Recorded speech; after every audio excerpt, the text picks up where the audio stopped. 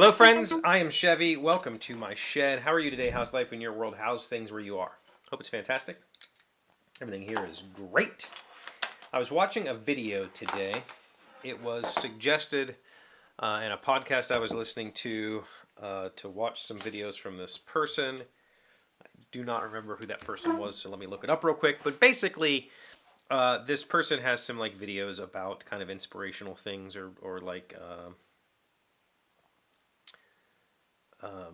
advice type stuff. Stuff I've done here a lot, but that's his focus. Whereas I don't have one, which is kind of the point of this. His channel is called J Alto, as in like an alto singer. He has a video called 5 Steps to Unlock Zen-like Focus. And these 5 steps, I guess, were taken from a book called Flow.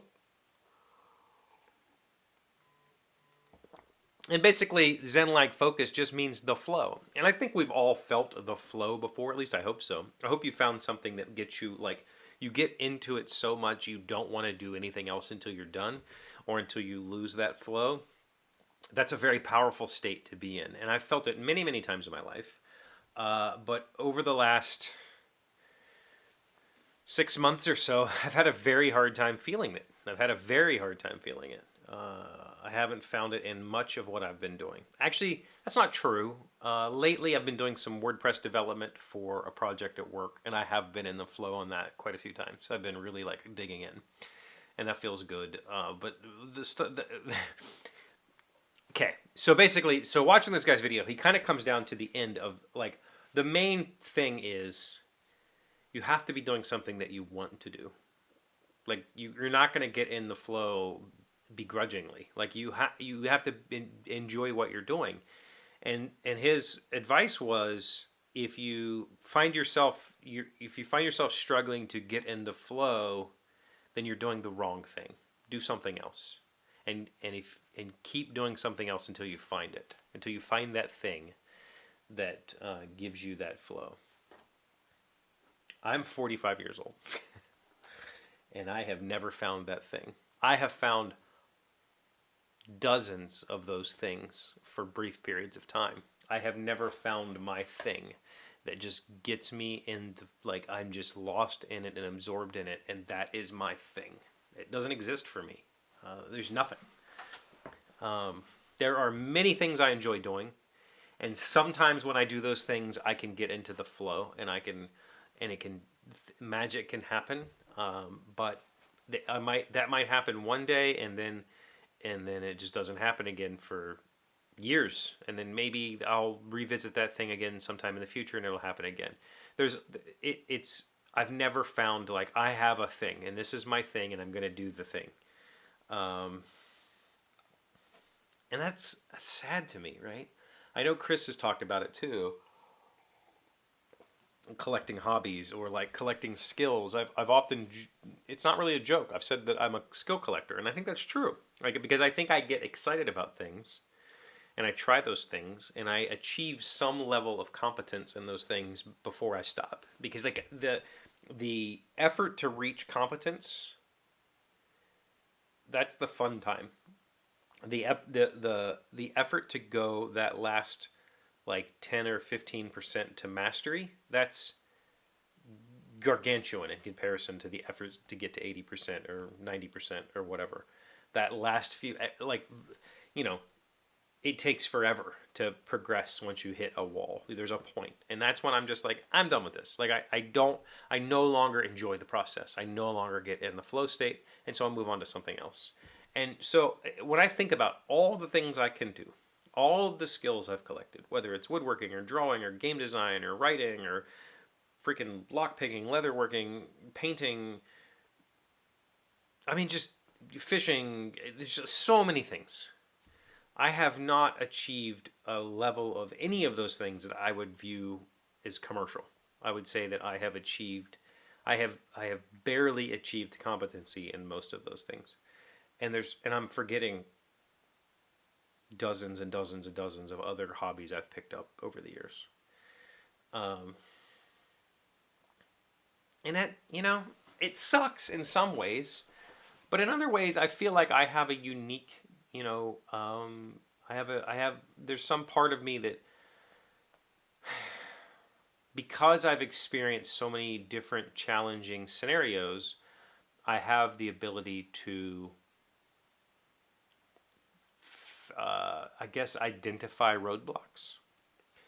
A friend of mine published a video on Facebook yesterday that I saw, and he said something in that video I've never heard before, and I went and Googled it, and sure enough, it's like an extremely well-known thing, but I have never heard of it. And the idea is simply yes if. If you say yes if instead of no because, that completely changes everything. I have always been the dissenter in meetings when we talk about doing, you know, a big project. I'll say, no, we can't do that because of this. If I would just say, yes, we can do that if this, it's the same phrase. It literally means the exact same thing. Yes, we can do that if X, Y, and Z is the exact same thing as no, we can't do that because X, Y, Z. There's no difference. It's the same, you know, saying no is it, and so I've left meetings where I felt like I just ruined everything because I'm in there just completely shutting everything down. Like, we cannot do that because of this. We cannot do that because of this. When I could have said, we could do that. Yes, we can do that if you can find out a way around this, or if you can find a solution to this, which currently doesn't exist, or whatever. But the point is, I've always been the person that identifies those things. I've always been the person who sees the bigger picture and who can identify the roadblocks before they happen. Obviously, I'm not, you know, this isn't me trying to toot my own horn. I'm definitely not perfect at it, and I screw up and I miss things, sometimes very, very obvious things in that process. But I at least usually identify these 10 things that are a roadblock for us.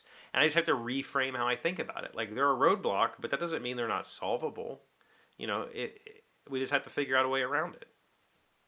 So yes, if.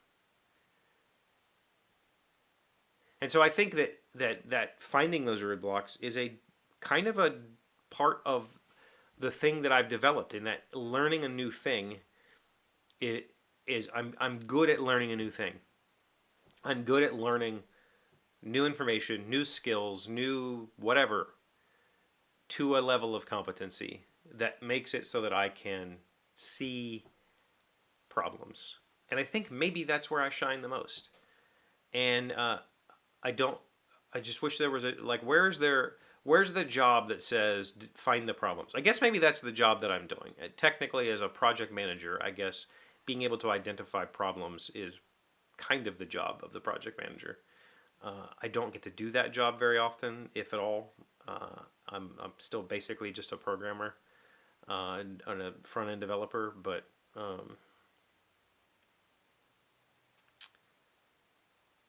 finding that flow state, finding that thing that puts you in that flow state. How do you do that? Do you have that thing? Is there that thing for you? What is it? Let me know in the comments. Thank you for being here as always. Thank you for liking and commenting, subscribing, being amazing friends and wonderful people. I really appreciate you. And I'll see you again on Monday. Today's word you should know sounds smart is trumpery. It is a noun meaning something without value, a trifle. The trumpery that the Smithingtons collect and call art is clearly distasteful dreck. Trumpery, Trumpery. Wow, why are we not using that in modern times in relation to, well, you get it.